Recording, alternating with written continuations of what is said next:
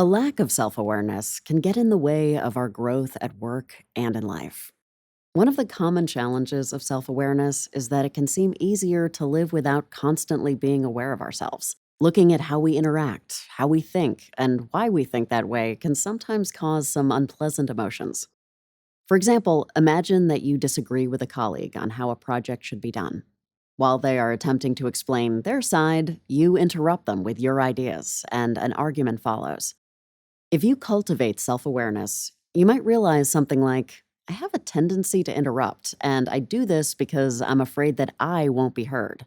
And I tend to not be open to the perspectives of others, so I will sometimes talk over them. Examining these traits can be uncomfortable, but if you consider your behavior in these moments, you can be more flexible in the future. Another challenge in developing self awareness is that people don't often see the value in getting to know themselves.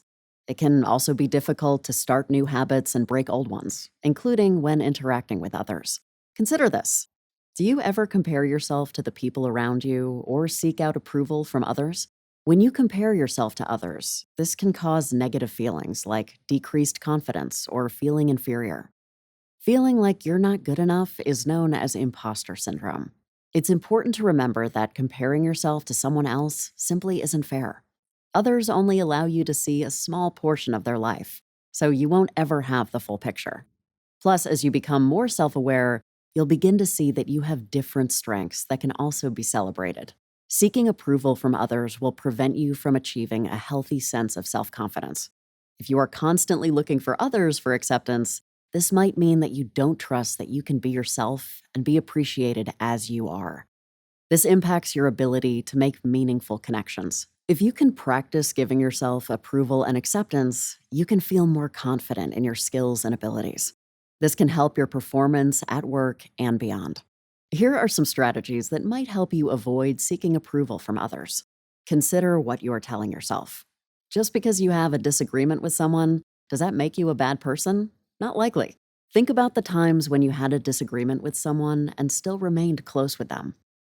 Ask yourself, what do I do if certain people simply don't like or approve of me?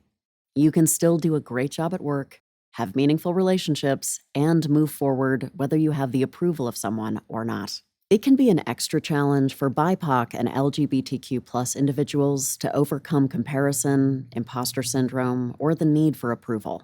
This is because the lived experiences of oppressed individuals must be taken into consideration when examining the relationship between self-awareness and the external world.